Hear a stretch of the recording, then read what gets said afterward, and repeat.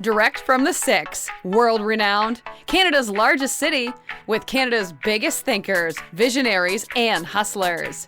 This is Startup Talk, featuring the founders, funders, innovators, and community leaders who've led Canada's startup ecosystem right here in Toronto. You'll hear the challenges, the failures, the successes. Toronto's Startup Podcast gives you the full story direct from the entrepreneurs and influencers who've made a difference. Now, the host of Startup Talk, the founder of TorontoStarts, the Startup Coach.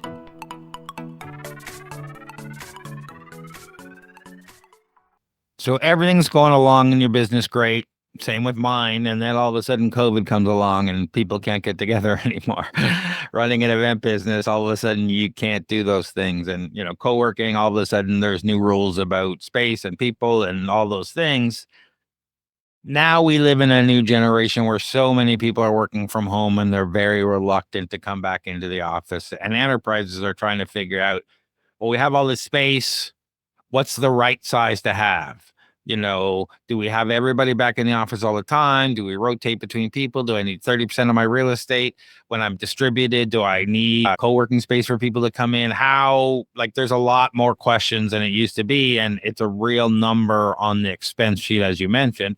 And some of these things are long-term contracts. So these companies have to, like you said, earn the commute to get either new employees or whatever to come into the office on whatever frequency they need. How is IQ Offices earning the commute? Yeah, it really goes back to the people again. I'm kind of really reiterating that over and over again, but it really is about the service offering. It's about being in a location that's very accessible, that allows people to multiple forms of communication or transportation, to get to the location. Great amenities when they're there, having access to great amenities. So we locate in downtown, financial districts and downtown business districts. That is our primary focus. That is our focus in terms of our locations in Vancouver, Toronto, Ottawa, and Montreal. So we look at that, how do people get to the space? Very important. So in terms of earning the commute, doing everything you can to make that space or that building accessible through multiple forms of transportation is very important. And then beyond that, it's really what the experience is when you're on site. One of the great things about a co-working space is that, to your point about getting people back to the office, and some people work some days and some people don't work other days, and looking at the distributed teams and flexible workspace and hybrid and all these sort of things is very complicated. It's very complicated. And because you have all those factors, not only is it complicated, but it's also ever changing, because you'll have the turnover in the company and those sort of things. So what one person and different lifestyles, different things happen. Someone has a baby, now they have a different situation than they had last year. And now they want something different. So for a company to try and figure out how much space they actually need is extremely difficult in this environment. And I believe it will be into the future. But what also is very difficult is taking a 10,000 square foot space and trying to activate it for 30 people. Because you walk into that space and it's like walking into a restaurant. It can be the most beautiful restaurant that you go into. And if you got 3 tables actually that have people sitting at it, you're like, this place has no vibe, And it's not about the music, and it's not about the build out, and it's not about the location, and and it's not about the menu. It's all about who's in the space, right? So when you look at an office space, it's the same thing. So if you have 10,000 square feet, it's like, and I've actually seen this happen from occupiers where they say, oh, this is in this environment, this crazy sublease is so cheap, I'm going to take 50% more space. I'm like, you do realize by taking 50% more space, you are creating this cavernous environment that is going to be absolutely horrible for your staff. And it's not going to earn the commute. And they're going to go to the space and it's going to be depressing. And they're not going to want to go there every day. So with a co-working space, what companies can do is they can, obviously turn over all the activation to us. But beyond that, they don't have to take more space than they need. They can define the requirement from now for the next year, for the next 6 months, and then they can adjust. So lifestyles change, things change, staffing changes. The company decides you want everybody in the office 5 days a week, or you want them 2 days a week, or you want them 1 day a week, whatever the case may be. Things change over time. We're in an ever-changing environment. And when you have office space, workspace that caters to that, so that when people come into the space, they don't have this cavernous environment. They have this beautiful space. They have this space that fits their needs for the amount of people that are going to be in that space. And then when they walk outside of that space, there's energy. There's energy because there's people in the amenity spaces, right?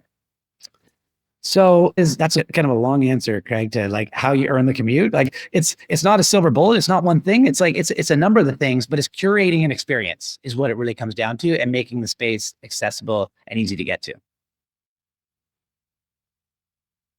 Oh, I think might be on mute, Craig. I was on mute. Thank you. Aha. Definitely, as a person who runs events, I often will change the room I'm in based on the number of people that are coming. Like I normally have, say, 150 person room, but this event I've only got 75 people. So I'm going to switch to a much smaller room because it's going to feel like a much more lively, intimate event because people are closer together versus a cavernous one where people are really spread out thinking, well, nobody's here. It really changes the mindset. And in co-working, you need the right balance of open space, drop-in space, office space. It's interesting to get that right because everyone has different needs. Yeah, absolutely. So let's go a little further with your event analogy, right? So you start planning an event. At the beginning of planning that event, you don't know how many people you're going to have at the event, right? And then as you start to get closer to the event date, you get a little bit of a better idea of how many. You have an idea of what cars going in, but you don't know, right? And then ultimately, when you get closer to the event, you have to look at curating that space in a way that makes it feel lively, right? So you do that in events. It's done in restaurants. Restaurants usually are set up so they can block off sections, so they can squeeze it, right? And have you ever seen an office like that? Have you ever seen off like a 10,000 square foot office space where they're able to like shrink, make it bigger, do these sort of things, right? Like it's like, and no, because like if you look at the traditional floor plan, it's open space, offices, meeting rooms, reception. That's every single office, right? Yeah. So it's interesting because I think for office for so long, it was just like it was office space by default. It's like I have a company, I have 100 people, I need 100 square feet, I'm going to get 10,000 square feet, and there you go, boom, right? Like we're done. We're just going to go and get that. That's what you do. And I'm going to tell every single one of my employees that they need to be there, from 8 till 6 or whatever it is, right? Monday to Friday. That's just what it was. And now the office is not seen as being a necessary expense. It's seen as being an investment to drive engagement, right? So with that change in mindset, you have to give consideration to the venue, right?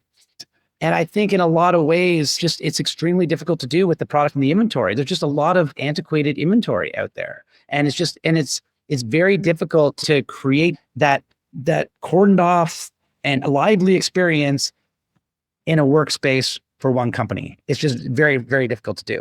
So I think like in the fullness of time, you will see more and more office buildings being activated in the way where they have these amenities that get people together, that, create that human connection, that create the vibe within the space. And then people will have their offices, but the office will just be a workspace component of what they do. Because when you start to connect the two together, that's where it becomes interesting. So if I walk into the lobby of an office building and it looks like one of your events where it's like everybody's there and it's bumping and things are happening, you're like, this is amazing. I love being here. And then you go to your workspace and you get to see all like the people that you work with, your friends, right? And it's the right size for you. But then you can go out of your office space and go back to that bump in space that you wanted to go to, right? Like you have this experience. So I think, you're going to see more and more of that. We're seeing it in other markets. We're seeing it in some US markets where landlords are doing it. It's very much a different business model than what landlords traditionally do.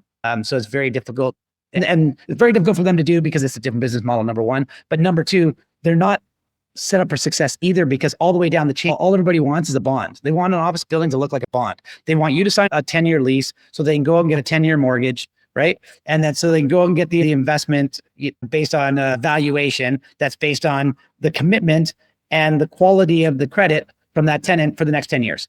That's how the whole thing's set up.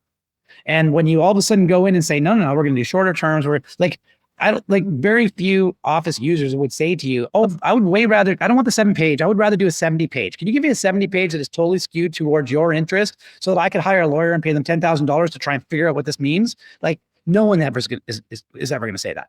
In addition to that, people don't want to build up their own space. They don't want to solve technology issues. They don't want to be thinking about like, what's the new technology things, access control. They're only thinking about like, what's the newest printer or what kind of circuit do I want in this space? These are all things that take away people's focus from their core business. And in addition to that, when you're doing that in a long-term office space, it takes you away from your core business. And just like we talked about, the structure of those spaces they don't set up these companies for success, to earn the commute. And I think that's what we saw back in 2011 when we explored this, in 2012 when we opened our first location. But it's more true today than it's ever been, because there's just so much complexity in terms of providing people space, getting people into the space. You have to sell it. Like, as a business owner, if you want to have people in the office, you can dictate it. Of course you can. You can mandate it and say you got to be in the office 5 days a week. But if you think of it more like a restaurant owner and say, how do I get everybody in the space? How do I get everybody here? What do I need to do to really get them here, other than just telling them they have to be here? And you think about, like, what kind of environment do I have to create that's going to earn the commute? It's going to be a very different conversation. And I think you'll get very different results out of the people that you're bringing to the space. This has been a great conversation. I love talking to you about the origins of IQ Offices. Where can our audience go to learn more about you and IQ Offices? Yeah, so IQ Offices is iqoffices.com. Just go to the website and you can see, all about us and our location and what it is that we do and what it is we offer. I'm on LinkedIn, so just look me up on LinkedIn, Kane_Willmott after LinkedIn, and that'll get my profile. And we'd love to have any of the listeners reach out and and help in any way we can. I really appreciate you taking the time, Kane, out of your busy day to share your experiences with our listeners. It's my pleasure, Craig. Thanks for having me. Thank you for. This has been Startup Talk, Toronto's startup podcast. For more exclusive content, the episode vault, and to be part of TorontoStarts community, visit TorontoStarts.com. Get your name on the newsletter mailing list and check out our upcoming events. For more episodes, subscribe now. And please recognize the time and work behind the scenes put into connecting you with the biggest visionaries, entrepreneurs, and innovators in Toronto by leaving a 5-star review. Join us for more next episode from Toronto's most active entrepreneur and startup community on Startup Talk.